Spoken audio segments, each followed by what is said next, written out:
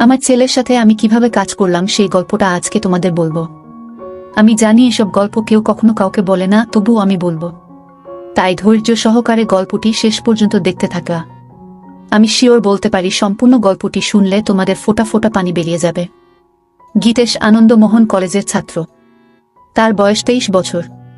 কলকাতাতে 4 বছর হোস্টেলে থেকে পড়াশোনা শেষ করে বর্তমানে একটা সরকারি চাকরি করছে। গত বছরই চাকরি পেয়েছে আর এবছর কলকাতায় ট্রান্সফার হয়েছে। মাঝে মাঝে বাড়ি আসতো আর 3-4 দিন থেকে আবার ফিরে যেত।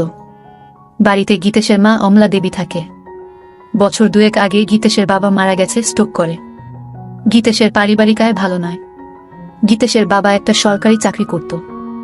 বাবা মারা যাওয়ার পরে সরকার থেকে কিছু টাকা পয়সা পেয়েছিল, যেটা দিয়ে গীতেশের পড়াশোনা আর ওর মায়ের সংসার কোনোভাবে চলে যাচ্ছে। অমলা দেবীর বয়স 42 বছর এবং খুব সুন্দর দেখতে।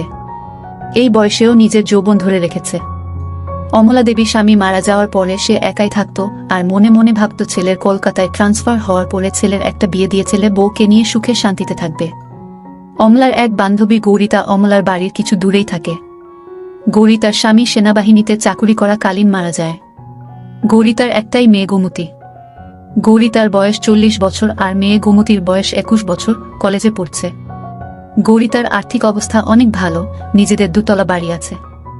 গৌরিতা অমলাকে বলেছে যে গীতেশের সাথে গোমতীর বিয়ে দিতে, কারণ গীতেশকে খুব পছন্দ গৌরিতার। গীতেশরা ভাড়া বাড়িতে থাকত। একটাই ঘর, রান্নাঘর আর বাথরুম। যেহেতু অমলা স্বামী মারা যাওয়ার পরে একাই থাকত, তাই কোনো অসুবিধে হয়নি, কিন্তু এবার গীতেশ ফিরে এলে একটা ঘরে কিভাবে চলবে সেটাই অমলা চিন্তা করছিল। তাই একদিন অমলা গৌরিতাকে এই কথাগুলো বলল। গৌরিতা সব শুনে বলল, অমলা তোকে তো আমি বলেছি গীতেশ কলকাতায় ট্রান্সফার হয়ে এলে এক শুভক্ষণ দেখে গীতেশ আর গোমতীর বিয়েটা দিয়ে দেব আর আমরা সবাই মিলে এই বাড়িতেই থাকব। এত বড় বাড়িতে শুধু আমরা 2জন মা মেয়ে থাকি, তোরাও এখানে চলে এলে সবাই মিলে আনন্দ করে থাকা যাবে। অমলা গৌরিতার কথা শুনে আনন্দে বলল, আমি ছেলে এলে ওর সাথে কথা বলে তোকে জানাবো। কিছুদিনের মধ্যে গীতেশ ফোন করে জানালো যে শুক্রবার সে বাড়ি আসছে। প্রায় 6 মাস পরে গীতেশ বাড়ি ফিরছে বলে সেদিন অমলা ভালো ভালো রান্না করে রেখেছিল। তারপর স্নান করে একটা ভালো শাড়ি পরে ছেলের জন্য অধীর আগ্রহে অপেক্ষা করছিল। প্রায় 11টা নাগাদ গীতেশ বাড়ির সামনে এসে দরজায় কড়া নাড়ল। অমলা দরজা খুলে দেখল 3-4টা ব্যাগ হাতে আর কাঁধে নিয়ে গীতেশ হাসি মুখে দাঁড়িয়ে আছে। ঘরে এসে ব্যাগগুলো নামিয়ে মাকে জড়িয়ে ধরল গীতেশ। অমলাও গীতেশকে জড়িয়ে ধরে থাকলো কিছুক্ষণ। তারপর ছেলের হাত থেকে নিজেকে ছাড়িয়ে অমলা বলল, অনেক বেলা হয়ে গেছে গীতেশ, যা স্নান করে নিয়ে আগে খেয়ে নে, তারপর না হয় ব্যাগগুলো থেকে সব বার করবি আর গল্প করা যাবে। গীতেশ বলল, ঠিক বলেছ মা, খিদেতে পেট জ্বলছে, আমি তাড়াতাড়ি স্নান করে আসছি, তুমি খাবার বাড়ো। এই বলে গীতেশ বাথরুমে চলে গেল। ভেতরে দেখল ওর মা ওর জন্য একটা হাফ প্যান্ট আর তোয়ালে রেখে দিয়েছে। তাই দেরি না করে ভালো করে স্নান করে গীতেশ হাফ প্যান্ট পরে খালি গায়ে বাইরে এসে দেখল মা খাবার বেড়ে মেঝেতে বসে আছে। গীতেশ মায়ের উল্টো দিকে বসে খেতে শুরু করল। খেতে খেতে মাকে দেখছিল গীতেশ আর মনে মনে ভাবল যে মাকে আগের থেকে যেন আরো সুন্দরী লাগছে। অমলা সেটা দেখে জিজ্ঞেস করল, কি এত দেখছিস গীতেশ? গীতেশ বলল, তোমায় দেখছি মা, তোমায় এই শাড়িতে খুব সুন্দর লাগছে। এটা কি নতুন শাড়ি? অমলা বলল, না রে, এটা পুরনো শাড়ি, তবে খুব কম পরেছি বলে এটা নতুনের মতো লাগছে। গীতেশ বলল, মা চাকরি তো আমি পেয়ে গেছি, এবার আর তোমার কোনো দুঃখ রাখবো না। অমলা হেসে বলল, সে আমি জানি গীতেশ, আমি এখন অনেক নিশ্চিন্ত যে তুই এবার আমাদের 2জনের সংসার চালাতে পারবি। এই শুনে গীতেশ এসে বলল, সে আর বলতে না, আমার সুন্দরী মাকে আমি এবার থেকে সুখে রাখব। গীতেশের কথা শুনে অমলাও হেসে উঠল। এইভাবে কথা বলতে বলতে 2জনে খাওয়া শেষ করল। অমলা থালা বাসন নিয়ে রান্নাঘরে ধোয়ার জন্য চলে গেল। গীতেশ হাত মুখ ধুয়ে ঘরে এসে ব্যাগ থেকে জিনিসপত্র বার করতে শুরু করল। একবার রান্নাঘরের দিকে তাকিয়ে ব্যাগ থেকে 2টা বাংলা গল্পের বই তাড়াতাড়ি বের করে নিয়ে নিজের বইয়ে তাকে লুকিয়ে রাখল। কিছুক্ষণ পরে অমলা ঘরে এসে বিছানায় বসল। অমলা ছেলের সব জামা প্যান্ট একদিকে সরিয়ে রাখতে রাখতে বলল, তোর সব জামা তো পুরনো হয়ে গেছে, এবার কিছু নতুন কিনে নিস। গীতেশ বলল, ঠিক আছে মা, এই মাসের স্যালারি পেয়ে তোমার আর আমার জন্য নতুন কাপড় কিনব। তারপর গীতেশ সব জিনিস বিছানা থেকে সরিয়ে অমলার মুখোমুখি বসে গল্প করতে শুরু করল। অমলা বলল, গীতেশ, এখন তোর কিরকম লাগছে? পড়াশোনা করে চাকরি করছিস, এবার কলকাতায় ট্রান্সফার হয়ে গেল। গীতেশ বলল, সেরকম কিছু না, কিন্তু এবার থেকে তোমার সাথে থাকতে পারবো, এই জন্য আমি খুব খুশি। এই বলে মায়ের কোলে মাথা রেখে শুয়ে পড়ল। অমলা ছেলের কথা শুনে খুব খুশি হলো আর গীতেশের মাথায় হাত বুলিয়ে দিতে লাগলো। গীতেশ শুয়ে শুয়ে অমলাকে দেখছিল আর মনে মনে ভাবছিল মাকে সত্যি খুব সুন্দর দেখতে। এইভাবে কিছুক্ষণ থাকার পরে অমলা হেসে বলল, গীতেশ, এবার গৌরিতার সাথে কথা বলতে হবে তোর বিয়ের জন্য। গীতেশ তখন মায়ের কোল থেকে মাথা সরিয়ে উঠে বসে বসে মায়ের দুই কাঁধে দু হাত রেখে বলল, না মা, এখন নয়। এখন শুধু আমার সুন্দরী মাকে সুখী করার সময়, বউকে নয়। অমলা হেসে বলল, আমি তো ভালোই আছি, এবার তোর একটা বউ এসে গেলে আমার অসুবিধা হবে আর তোর অসুবিধা হবে। গীতেশ নিজের মুখটা অমলার মুখের কাছে এনে বলল, আমাদের কি সুবিধা হবে মা, বউ এলে? অমলা বলল, আমার একটা গল্প করার সাথী হবে আর তোর চির জীবনের সাথী হবে। আর সত্যি বলছি, গোমতী খুব সুন্দরী আর ভালো মেয়ে, তোকে খুব সুখে রাখবে। গীতেশ অমলাকে বলল, আমি তোমায় সুখে রাখবো, তাই তোমার আর কিছু লাগবে না। অমলা গীতেশের কথা শুনে একটু চমকে উঠে বলল, ঠিক আছে, এবার তুই একটু রেস্ট নিয়ে নে, আমি একটু বেরোচ্ছি, একবারে বাজার করে ফিরব। এই বলে অমলা উঠে দাঁড়িয়ে নিজের শাড়িটা ঠিক করতে লাগল। গীতেশ ও উঠে দাঁড়িয়ে মাকে দেখতে লাগল। কিছুক্ষণ পরে অমলা বাড়ি থেকে বেরিয়ে যেতেই গীতেশ দরজা বন্ধ করে ঘরে এসে নিজের আরেকটা ব্যাগ খুলে মায়ের একটা ছোট জামা দেখে নাক দিয়ে গন্ধ নিতে থাকল। গীতেশ হোস্টেলে থাকাকালীন বন্ধুদের পাল্লায় পরে এসব বই পড়া শুরু করেছিল। সব সম্পর্কের মধ্যে মা ছেলে নিয়ে এগুলো পড়তে বেশি ভালোবাসত। সেই জন্য 6 মাস আগে যখন বাড়ি এসেছিল তখন মায়ের একটা ছোট জামা লুকিয়ে নিজের সাথে নিয়ে গিয়েছিল। তারপর থেকে হোস্টেলে গীতেশ বই পড়তে পড়তে মায়ের ছোট জামা জড়িয়ে ধরে নিজেকে শান্ত করত। যেহেতু খুব ক্লান্ত ছিল তাই মাকে চিন্তা করতে করতে কিছুক্ষণের জন্য ঘুমিয়ে পড়ল। তারপর কিছুক্ষণ পরে বাথরুম এগিয়ে পেচ্ছাপ করতে গিয়ে দেখল বাথরুমে মায়ের একটা ছোট জামা ঝোলানো আছে। অমলা তাড়াহুড়োয় সেটা সরিয়ে রাখতে ভুলে গিয়েছিল। গীতেশ পেচ্ছাপ করে ওটা নিজের নাকে শুকে বুঝল এটা মায়ের ব্যবহার করা। সেটা অমলা ধুতে ভুলে গেছে। গীতেশ অনেকক্ষণ সেইটা নাকে নিয়ে গন্ধ শুকতে লাগল। গীতেশ নিজেকে আর কন্ট্রোল করতে না পেরে নিজের কাজ করতে লেগে গেল। প্রায় 15 মিনিট ধরে চলল সেই কাজ। তারপর সেটা যেখানে ছিল সেখানে রেখে নিজেকে পরিষ্কার করে ঘরে এলো। মনে মনে অপরাধ বোধ হচ্ছিল নিজের মাকে নিয়ে এরকম ভাবতে, কিন্তু ও এটাও বুঝতে পারল আজকে সব থেকে বেশি তৃপ্তি পেয়েছে। কিছুক্ষণ পরে গীতেশের পাপবোধ পরিবর্তন হলো আর ভাবতে লাগলো কিভাবে মাকে আরও কাছে পাওয়া যায়। এইসব ভাবতে ভাবতে সন্ধে হয়ে গেল আর ঠিক তখন দরজায় আওয়াজ হলো। গীতেশ দরজা খুলে দেখল অমলা দাঁড়িয়ে আছে দু হাতে দুটো বাজারের ব্যাগ নিয়ে। গীতের সঙ্গে সোজা মায়ের হাত থেকে ব্যাগ দুটো নিয়ে রান্নাঘরে রেখে এক গ্লাস জল নিয়ে অমলাকে দিল। অমলা বিছানায় বসে জলটা খেয়ে জিজ্ঞেস করল, সারা দুপুর আর বিকেল কি করলি গীতেশ? একটু ঘুমিয়েছিলিস তো? হ্যাঁ মা, অল্প ঘুমিয়েছিলাম। ভালো করেছিস, আমি একটু ফ্রেশ হয়ে তোকে চা করে দিচ্ছি, তোর জন্য কাটলেট ও এনেছি।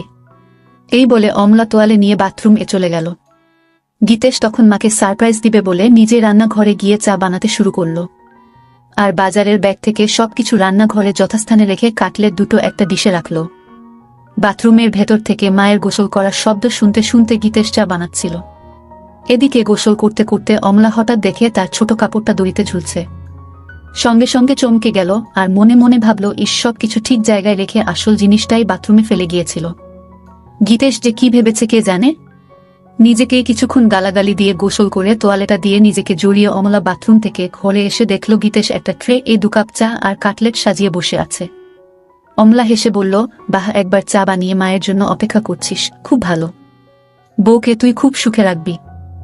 এখন তো মাকে সুখী করি, তারপর অন্য কেউ।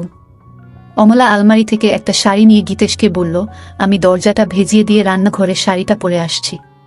গীতেশ এগিয়ে গিয়ে অমলার হাত ধরে বলল, তুমি এই ঘরে চেঞ্জ করে নাও, আমি রান্নাঘরে যাচ্ছি, তোমার হয়ে গেলে আমায় ডেকে নিও। এই বলে গীতেশ ঘরের দরজাটা ভেজিয়ে দিয়ে বাইরে অপেক্ষা করতে লাগল। ছেলের ব্যবহারে অমলা খুব খুশি হয়ে ঘরে ড্রেস চেঞ্জ করতে লাগল। গীতেশ দরজাটায় একটু ফাঁকা রেখে ভেজিয়ে রেখেছিল যাতে সেই ফাঁক দিয়ে ঘরের ভেতরটা দেখা যায়। গীতেশ দরজার ফাঁক থেকে চোখ রাখতেই ঘরের ভেতরের দৃশ্য দেখে অবাক হয়ে যায়। এদিকে অমলা ততক্ষণে শাড়িটাও পরে নিয়ে গীতেশকে ডাকল ঘরের ভেতরে আসার জন্য। গীতেশ মায়ের ডাক শুনে একটু চমকে গিয়ে ঘরের ভেতরে এলো এবং হঠাৎ খেয়াল করল ওটা শক্ত হয়ে দাঁড়িয়ে আছে। কোনোক্রমে এক হাত দিয়ে সামাল দিয়ে বিছানাতে বসল। অমলা তখন আয়নার সামনে দাঁড়িয়ে চুল আঁচড়াচ্ছিল, তাই ছেলের দিকে খেয়াল করেনি। গীতেশ অমলাকে ডাকল, এসো মা, চা আর কাটলেট ঠান্ডা হয়ে যাবে, খেয়ে নাও আগে। ঠিক আছে, চল খেয়ে নি। এই বলে বিছানায় এসে গীতেশের মুখোমুখি বসল। দুজনে একসাথে কাটলেট আর চা খেতে লাগলো। বাহ গীতেশ, চাটা তো খুব ভালো বানিয়েছিস। তোমার ভালো লেগেছে মা? আমি হোস্টেলে মাঝে মাঝে নিজেই চা করে খেতাম। অমলা হেসে উঠে গীতেশের গালটা ধরে বলল, সত্যি ভালো হয়েছে, আমার ছেলে এখন নিজের খেয়াল নিজে রাখতে পারবে। গীতেশ ও তখন মায়ের গালটা ধরে বলল, তোমারও সব খেয়াল রাখবে তোমার ছেলে। দুজনেই একসাথে হেসে উঠল। আচ্ছা গীতেশ, তোর চাকরি শুরু কবে থেকে? আজ ২৮ তারিখ, পরের মাসের ৮ তারিখে অফিস জয়েন করতে হবে। একটা কথা বলার ছিল। কি কথা মা, বলো। গৌরিতা কে তোর মনে আছে? গৌরিতা মাসি কেন মনে রাখবো না মা, আমায় এত ভালোবাসে। সেটা জানি, তোকে ভালোবাসে বলে একটা প্রস্তাব রেখেছে। কি প্রস্তাব? গৌরিতা তোর সাথে গোমতীর বিয়ে দিতে চায়। গীতেশ লজ্জা পেয়ে বলল, এখন আমি বিয়ে করব না। গৌরিতা বলেছে গোমতীর সাথে তোর বিয়ে হবার পরে আমরা সবাই ওর বাড়িতে থাকব। আমি বলেছি যে গীতেশের সাথে কথা বলে জানাবো। তুই কি বলিস এ ব্যাপারে? বিয়ের ব্যাপারটায় আমায় একটু সময় দাও। বুঝলাম ছেলে লজ্জা করছে, ঠিক আছে, তুই সময় নিয়ে চিন্তা করে আমায় জানাস। কিন্তু আমাদের ঘরটা খুব ছোট দুজনের জন্য। আগে তুই ছোট ছিলিস তাই কোনো মতে চলে যেত, কিন্তু এখন তুই বড় হয়ে গেছিস। এমন কিছু ছোট নয় আমাদের ঘর, আমাদের দুজনের জন্য যথেষ্ট। কিন্তু তোর অসুবিধে হবে, আমি যখন কাপড় চেঞ্জ করব তখন তোকে বাইরে অপেক্ষা করতে হবে, এছাড়াও এই একটা বিছানায় দুজনের হবে না। গীতেশ অমলার কথা শুনে মনে মনে বলল, আমি তো চাই তুমি ঘরে কাপড় ছাড়বে, আর আমি দরজার ফাঁক দিয়ে তোমার দেখব। অমলা গীতেশের দিকে তাকিয়ে বলল, কি ভাবছিস এত? কি করবি সেটা তো বল। গীতেশ সঙ্গে সঙ্গে বলল, না কিছু ভাবছিলাম না, তবে এখন ওখানে যাব না, কিছুদিন চাকরি করে স্যালারি জমিয়ে তারপর না হয় যাওয়া যেতে পারে। ঠিক আছে, তোর যেটা ভালো মনে হয় সেটাই হবে। ঠিক আছে, তুই টিভি দেখ, আমি রাতের রান্নাটা করে নি। এই বলে অমলা চায়ের ট্রেটা নিয়ে রান্নাঘরে চলে গেল। গীতেশ টিভি দেখতে লাগলো, কিন্তু ভালো লাগছিল না। তাই গীতেশ রান্নাঘরে গিয়ে দেখল মা এক মনে গুনগুন করে গান গাইতে গাইতে রান্না করছিল। গীতেশ পেছন থেকে অমলাকে একটু হামি দিয়ে জিজ্ঞেস করল, মা আজ কি রান্না করছো? অমলা চমকে উঠে হালকা হেসে বলল, আজ ডিমের ঝোলো, ভাত আর আলু পোস্তা। গীতেশ মায়ের কানে কানে বলল, তোমার হাতের রান্নার কোনো জবাব নেই মা। অমলা নিজেকে ছাড়িয়ে নিয়ে বলল, এই দুষ্টু এখন ছাড় আমায়, না হলে রান্না করতে দেরি হয়ে যাবে। গীতেশ আরো হামি দিয়ে বলল, আমার মিষ্টি মায়ের হাতের রান্নায় আমার মন ভরে যায়। অমলা হেসে বলল, এবার যা এখান থেকে, আমায় রান্নাটা করতে দে। গীতেশ তখন ঘরে চলে এসে আবার টিভি দেখতে লাগল। প্রায় ১ ঘন্টা পরে অমলা এসে গীতেশের পাশে বসল। অমলা পুরো ঘেমে গেছে রান্না করতে করতে। গীতেশ বলল, মা তুমি তো ঘেমে গেছ, শাড়িটা চেঞ্জ করে অন্য কিছু পরে নাও। ছেলের কথা শুনে অমলা বলল, আমি ভাবছিলাম তুই কি ভাববি, তাই অন্য কিছু পরছিলাম না। গীতেশ অবাক হয়ে অমলার দিকে তাকিয়ে বলল, আমি আবার কি ভাবব? যাও চেঞ্জ করে নাও, আমি রান্নাঘরে যাচ্ছি। অমলা বলল, আমি বাথরুম এ চেঞ্জ করে নিচ্ছি, তুই টিভি দেখ। এই বলে অমলা বাথরুম এ চলে গেল। গীতেশ মনে মনে ভাবল, আর একটা সুযোগ নষ্ট হলো মাকে ওভাবে দেখার। অমলা বাথরুমে গিয়ে নিজের গা ধুতে ধুতে রান্নাঘরে গীতেশের ওইরকম ভাবে জড়িয়ে ধরার কথা ভাবতে লাগলো। মনে মনে ভাবছিল, গীতেশ কি তাহলে ইচ্ছে করে ওসব করছিল না, এটা হঠাৎ হয়েছিল। একটু চোখে চোখে গীতেশকে রাখতে হবে, কারণ এই বয়সটা খুব বাজে। এসব ভাবতে ভাবতে স্নান শেষ করে কাপড়টা পরে নিল। গীতেশ না থাকলে মাঝে মাঝে অমলা এক কাপড়েই রাতে ঘুমাতো, কিন্তু এখন সেটা আর হবে না। এমনিতে অমলা খুব ওই স্বভাবের, আর স্বামী মারা যাওয়ার পরে সেটা আরো বেড়ে গেছে। কিছুক্ষণ পরে অমলা বাথরুম থেকে বেরিয়ে এসে গীতেশ এর সাথে বসে একসাথে টিভি দেখতে দেখতে এটা সেটা গল্প করতে লাগলো। রাত প্রায় 10টা বাজে ঘড়িতে। এবার খাবার পালা, তাই অমলা রান্নাঘরে গিয়ে খাবার বেড়ে নিয়ে এলো। গীতেশ আর অমলা দুজনে মেঝেতে বাবু হয়ে মুখোমুখি বসে খেতে শুরু করলো। গীতেশ খেতে খেতে মায়ের দিকে তাকাতেই দেখল অমলা নিচু হয়ে যখন খাবার মুখে দিচ্ছিল তখন মায়েটা নিচে নেমে যাচ্ছিল আর গীতেশটা দেখা যাচ্ছিল। কিন্তু হঠাৎ অমলা গীতেশের দিকে তাকিয়ে দেখতে পায় যে গীতেশ ওর দিকে তাকিয়ে আছে। সঙ্গে সঙ্গে নিজের কাপড়টা একটু উপরে তুলে নিল, আর তখন গীতেশ আর অমলার চোখাচোখি হল। গীতেশ লজ্জায় মাথা নিচু করে ভাবতে লাগলো, ইস মা এবার বুঝতে পেরেছে, বকে না দেয়। কিন্তু অমলা কিছুই বলল না, শুধু বলল, খাবারের দিকে মন দে। গীতেশ হাফ ছেড়ে বাঁচল। এইভাবে দুজনের খাওয়া শেষ হল। তারপর অমলা সব বাসন ধুয়ে ঘরে এসে মেঝেতে বিছানা করতে লাগল। সেটা দেখে গীতেশ জিজ্ঞেস করল, মা তুমি কি নিচে শুবে? হ্যাঁ রে, বিছানায় দুজনের অসুবিধে হবে। গীতেশ সঙ্গে সঙ্গে অমলার হাত থেকে সবকিছু কেড়ে বিছানায় রেখে বলল, এই খাটে আমাদের দুজনের ভালো মতো হয়ে যাবে, তাই তুমি চিন্তা করো না। অমলা কিছু একটা বলতে যাচ্ছিল, কিন্তু গীতেশের জেদে মুখে আর কিছু বলল না। কিছুক্ষণ পরে লাইট অফ করে দুজনে শুয়ে পড়ল। গীতেশ ক্লান্ত ছিল, তাই কিছুক্ষণের মধ্যে ঘুমিয়ে পড়ল। অমলা শুয়ে শুয়ে সারা দিনের কথা ভাবতে লাগল। বিশেষ করে রাতে ছেলে যেভাবে এক দৃষ্টিতে তার দিকে তাকিয়েছিল। ভাবতে ভাবতে একটু তুরা হয়ে পড়ল। মনে মনে চিন্তা করল যে এবার থেকে গীতেশের সবকিছু ভালোমতো লক্ষ্য করতে হবে। এইসব ভাবতে ভাবতে অমলা ঘুমিয়ে পড়ল। চিরকাল খুব সকাল সকাল ঘুম থেকে ওঠা অমলার অভ্যাস। অমলা ঘুম থেকে উঠে গীতেশের দিকে তাকিয়ে দেখল গীতেশ গভীর ঘুমে আচ্ছন্ন। একটু নিচের দিকে তাকাতে দেখল গীতেশের হাফ প্যান্ট তাবু হয়ে গেছে। সেটা দেখে অমলা মনে মনে ভাবল ছেলে এমন কিছু স্বপ্ন দেখছে যাতে তাবু হয়ে গেছে। তারপর নিজের মনে হাসতে হাসতে বাথরুমে চলে গেল। তারপর রান্না করে নিজে স্নান করে শাড়ি পরে চায়ের কাপ হাতে নিয়ে গীতেশকে ডাকল। গীতেশ ঘুম থেকে উঠে দেখল মা চায়ের কাপ হাতে দাঁড়িয়ে আছে একটা সুন্দর শাড়ি পরে। কটা বাজে মা? এত সকালে তোমার স্নান হয়ে গেছে? 10টা বাজছে, আমায় একটু গৌরিতার সাথে বেরোতে হবে। তোর জন্য রান্না করা আছে, দুপুরে স্নান করে খেয়ে নিস। সন্ধে বেলায় আবার দেখা হবে। ঠিক আছে মা, তুমি চিন্তা করো না। কাল তো রবিবার, কেন কোথাও বেরোবি নাকি? গীতেশ অমলার হাত থেকে কাপটা নিয়ে টেবিলে রেখে অমলাকে ধরে একটা পাপ্পা দিয়ে বলল, দেখি কি প্ল্যান করা যায়। অমলা নিজেকে ছাড়াবার চেষ্টা করে বলল, আবার দুষ্টুমি হচ্ছে, আমার শাড়ি নষ্ট হয়ে যাবে, এখন ছাড় আমায়, পরে জড়িয়ে ধরার অনেক সময় পাবি। তোমায় ছাড়তে ইচ্ছে করছে না মা। এই বলে আবার অমলাকে ধরে গীতেশ আর মায়ের শরীরের কোমলতা অনুভব করতে থাকে। অমলার ও ভালো লাগছিল, কিন্তু ওর দেরি হয়ে যাবে, তাই জোরে করে গীতেশকে সরিয়ে দিয়ে বলল, আমি এবার আসি, বুঝলি, না হলে দেরি হয়ে যাবে, তুই সময় মতো খেয়ে নিস। ঠিক আছে মা, তুমি একদম চিন্তা করো না, সাবধানে যেও। এরপরে অমলা নিজের শাড়িটা ঠিক করে গীতেশের দিকে একটা হাসি দিয়ে ঘরে থেকে বেরিয়ে গেল। গীতেশ দরজা বন্ধ করে ঘরে এসে চা খেতে খেতে চিন্তা করল কি করবে সারাদিন। কিছুক্ষণ বসার পরে আলমারিটা খুলে মায়ের ছোট কাপড়গুলো বের করে বিছানায় রাখল। দেখল সেগুলো অনেক পুরনো হয়ে গেছে। কিছুক্ষণ নাক দিয়ে সবগুলো শুকে আবার যথাস্থানে রেখে দিয়ে আলমারিটা বন্ধ করে দিল গীতেশ। তারপর গীতেশ ঘরটা আর রান্নাঘরটা পরিষ্কার করল। গীতেশ মনে মনে একটা মতলব করল কি করে মাকে প্রতিদিন ওভাবে দেখা যায়, কারণ শাড়ি চেঞ্জ করার সময় বেশিক্ষণ দেখা যায় না। তাই ভাবল বাথরুমে একটা ফুটো করতে পারলে স্নান করাটা ভালো মতো দেখতে পাবে।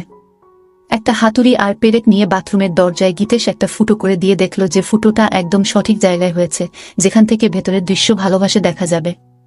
তারপর স্নান করে খেয়ে নিয়ে একটু ঘুমোতে গেল গীতেশ।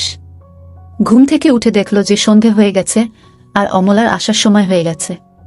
কিছুক্ষণের মধ্যে দরজায় আওয়াজ শুনে গীতেশ দরজা খুলে দিয়ে দেখল অমলা এসেছে। ভেতরে এসে অমলা বলল, গীতেশ, দুপুরে খেয়েছিলিস তো? হ্যাঁ মা, খেয়েছিলাম। তোমার দিনটা কেমন কাটলো? অমলা বিছানায় বসে ফ্যানের হাওয়া খেতে খেতে হেসে বলল, আমার আবার দিন কেমন কাটবে, যেরকম কাটার সেরকম কেটেছে। তুমি যাও বাথরুমে ফ্রেশ হয়ে এসো, আমি চা বানাচ্ছি। অমলা সেটা শুনে বাথরুমে চলে গেল আর গীতেশ ও রান্নাঘরে চলে গেল। অমলা বাথরুমের দরজা বন্ধ করতেই গীতেশ দরজার ফুটোয় চোখ রাখল। গীতেশ শুধু দেখল লাগলো নিজের মাকে আর এক হাত দিয়ে কাজ করতে লাগলো। এদিকে গ্যাসে জল গরম হয়ে ফুটছে, তাই তাড়াতাড়ি চা বানানোতে মন দিল। কিন্তু কিছুতেই নিজের মন থেকে মায়ের সেই রূপটা মুছতে পারল না। কিছুক্ষণ পরে গীতেশের চা বানানো শেষ হলো। এদিকে অমলার স্নান হয়ে গেছে আর অমলা বাইরে এলো। ঘরে গিয়ে অমলা চুল আঁচড়াতে লাগলো আর গীতেশ চা নিয়ে এসে বিছানায় বসে অমলাকে দেখছিল। অমলা আয়নায় সেটা দেখে গীতেশকে জিজ্ঞেস করল, সারাদিন কি কি করলি? রান্নাঘর পরিষ্কার করলাম। আর মনে